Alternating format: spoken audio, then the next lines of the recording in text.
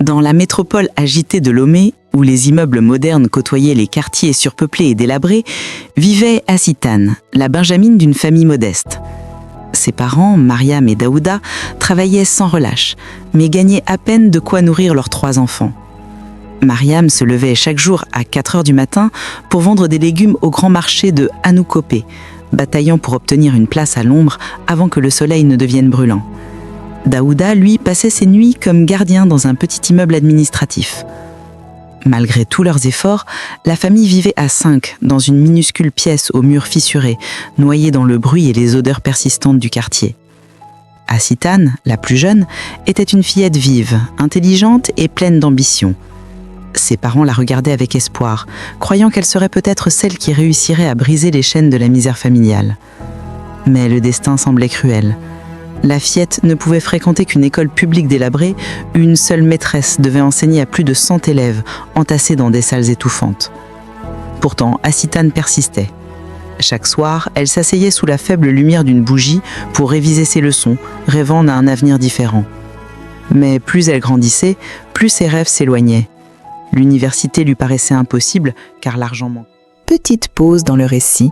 Depuis quel pays regardez-vous cette vidéo? Dites-le nous en commentaire. Et si vous souhaitez me motiver à raconter plus d'histoires captivantes, aimez la vidéo et abonnez-vous. Allez, on reprend l'histoire. Ibrahim Dossou était une figure respectée et redoutée. Patron d'un immense empire commercial qui s'étendait au-delà des frontières du pays. Il vivait entouré de luxe et d'abondance, dans une villa somptueuse nichée au cœur du quartier chic de Kodjaviakopé. Sa femme, Aïssata, était admirée pour son élégance et ses apparitions dans les galas de charité, où elle brillait sous les projecteurs des journaux mondains. Leur demeure ressemblait à un véritable palais, avec ses sols en marbre importé, ses escaliers majestueux, sa piscine étincelante et ses tableaux hors de prix accrochés au mur. Chaque jour, Assitane balayait, nettoyait, astiquait et servait, tout en observant en silence l'abîme qui séparait sa vie de celle de ses employeurs. Alors que ses parents comptaient chaque pièce pour acheter un peu de maïs ou de riz, Ibrahim dépensait des millions pour un seul dîner. La frustration d'Assitane grandissait de jour en jour, nourrie par l'envie. Elle rêvait d'occuper la place d'Aïssata, de goûter à une existence sans privation, de vivre entourée de richesse et d'admiration.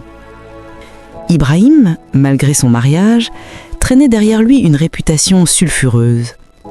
Ses aventures extra-conjugales étaient connues de tous et il ne cherchait même plus à les cacher.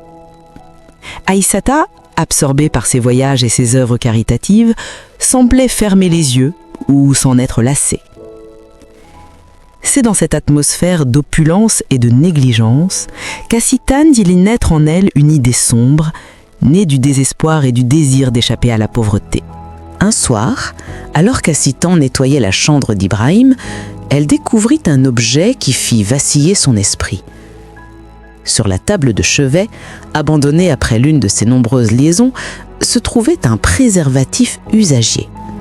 Son cœur battait à tout rompre, ses mains tremblaient. Une pensée insensée traversa son esprit avec une brutalité soudaine. Et si cet instant devenait son unique chance? Et s'il utilisait cette imprudence d'Ibrahim pour changer à jamais son destin? Assitane imagina l'impensable, tomber enceinte et contraindre le riche homme d'affaires à reconnaître l'enfant. Peut-être serait-elle alors assurée d'un avenir plus digne pour elle et pour sa famille. Mais un tel plan ne pouvait s'accomplir seul. Déchirée entre la peur et l'ambition, elle finit par chercher de l'aide. Son regard se tourna vers un médecin de quartier connu pour ses arrangements douteux. Il s'appelait Dr Sanou. Assitane se présenta à lui, le cœur lourd mais déterminé. Elle lui expliqua son projet insensé, espérant qu'il lui apporterait l'assistance nécessaire. Mais Sanou, corrompu et sans scrupules, n'avait qu'une seule règle. Rien m'était gratuit. Le docteur Sanou écouta attentivement Assitane, puis un sourire mauvais se dessina sur ses lèvres. Au lieu de l'aider par compassion, il profita de sa détresse. Sa condition était claire et cruelle.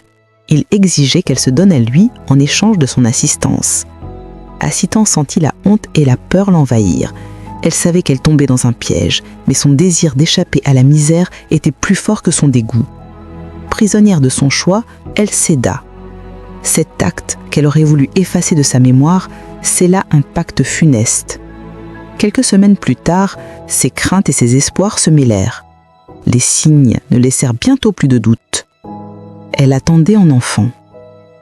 Lorsque la nouvelle fut confirmée, le monde d'Assitan sembla basculer. Elle, la cadette pauvre d'une famille oubliée, portait désormais la vie en elle. Pour sa famille, ce fut d'abord un choc, puis une étrange lueur d'espoir. Mariam et Daouda, malgré la honte des rumeurs qui commençaient à circuler, espéraient que si Ibrahim venait à apprendre la vérité, il assumerait ses responsabilités et offrirait enfin une chance de dignité à leur lignée. Mais le destin avait déjà commencé à tendre ses fils sombres. 9 mois s'écoulèrent dans la peur et l'incertitude. Entre les murmures du quartier, les regards accusateurs et l'espoir fragile de ses parents, Assitan vécut une grossesse marquée par la solitude. Puis, un matin d'orage, elle mit au monde des jumeaux, 2 garçons aux cris puissants. La petite pièce familiale, d'ordinaire sombre et étroite, s'illumina ce jour-là d'une lumière nouvelle. Mariam et Daouda, d'abord bouleversés, virent dans cette naissance un signe providentiel. Ils croyaient qu'Ibrahim, en apprenant l'existence des enfants, ne pourrait pas détourner le regard. Peut-être accepterait-il de les reconnaître, peut-être leur offrirait-il enfin le confort et la sécurité qu'ils n'avaient jamais connus. Mais Assitan, au fond d'elle-même, savait que rien ne serait simple. L'homme qu'elle avait tenté de piéger n'était pas de ceux qui pliaient devant la morale. Elle redoutait sa réaction tout en s'accrochant à l'idée qu'il ne pourrait ignorer éternellement 2 vies portant son sang. La joie fragile de la famille se teinta rapidement d'angoisse. L'heure était venue pour Assitan de révéler la vérité à Ibrahim. Assitan prit son courage à 2 mains et se rendit un soir à la villa d'Ibrahim. Son cœur battait violemment dans sa poitrine tandis qu'elle franchissait le portail imposant. Elle espérait, malgré ses doutes, que l'homme accepterait sa responsabilité devant l'évidence. Face à lui, elle annonça la nouvelle d'une voix tremblante. Ibrahim éclata de rire, un rire sec et cruel qui glaça le sang d'Assitan. Ses paroles furent tranchantes, comme des lames. « Tu veux me faire croire que ces enfants sont les miens ? Je ne t'ai jamais touché, va inventer tes histoires ailleurs. » La honte envahit Assitan. Mais la flamme de sa détermination ne s'éteignit pas. Elle quitta les lieux humiliée, mais plus résolue que jamais. Rapidement, la rumeur se répandit. Aïssata, l'épouse d'Ibrahim, apprit ce qui se murmurait. Folle de rage, elle se rendit dans le petit appartement délabré où vivait Assitan avec ses parents et ses jumeaux. Elle se tenait droite, glaciale, et lança avec mépris que jamais son mari ne serait à elle et que jamais ses enfants ne feraient partie de leur famille. Sa menace était claire. Mais Assitan, malgré la peur, ne céda pas.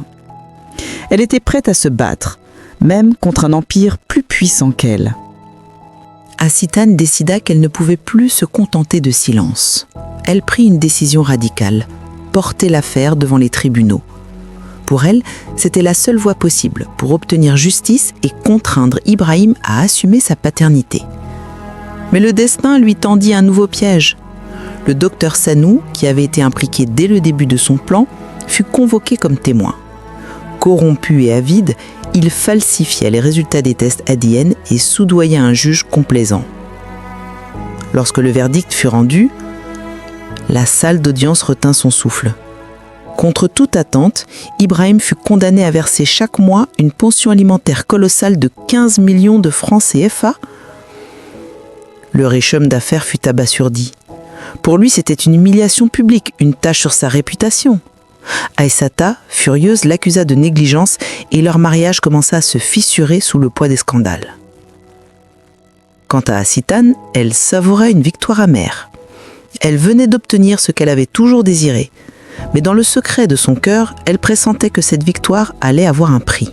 Assitan quitta le petit appartement familial pour s'installer avec ses jumeaux dans une résidence flambant neuve, symbole de sa nouvelle condition.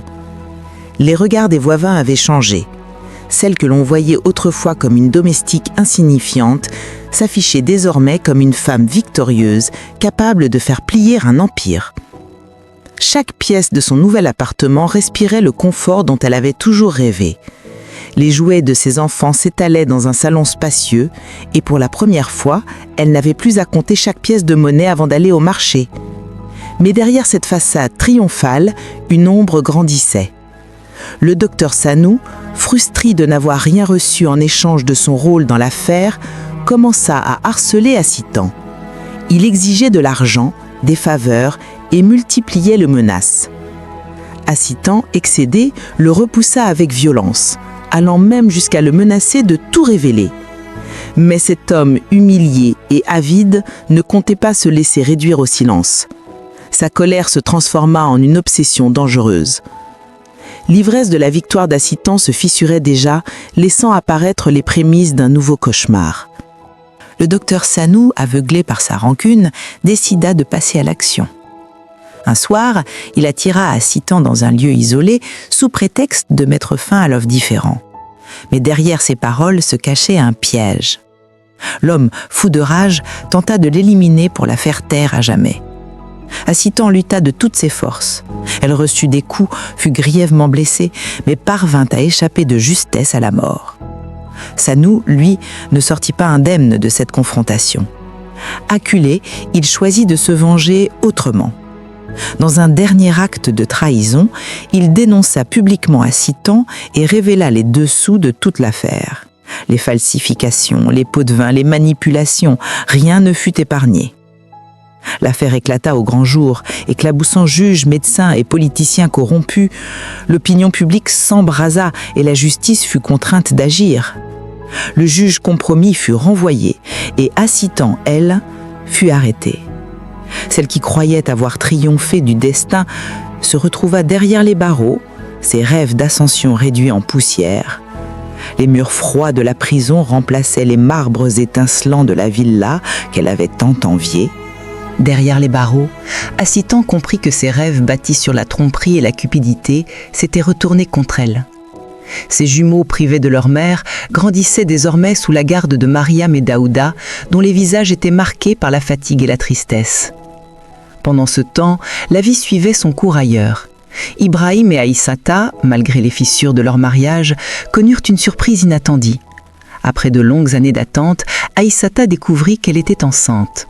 Pour eux, ce fut comme une seconde chance, une bénédiction tardive qui redonna un souffle à leur union. Le contraste était cruel. Tandis qu'Assitan voyait son existence s'effondrer dans l'obscurité d'une cellule, ceux qu'elle avait tenté de manipuler retrouvaient l'espoir et la lumière d'un avenir nouveau. Ainsi se scella le destin de celle qui avait cru pouvoir défier les lois de la vie par l'ambition et la ruse. La cupidité et la manipulation toujours finissent par détruire ceux qui en abusent. Leçon de vie. La cupidité peut offrir des victoires éphémères, mais elle conduit toujours à la chute. Seule la vérité permet de construire un avenir solide et durable. Les raccourcis de la tromperie finissent par coûter plus cher que les épreuves de l'honnêteté.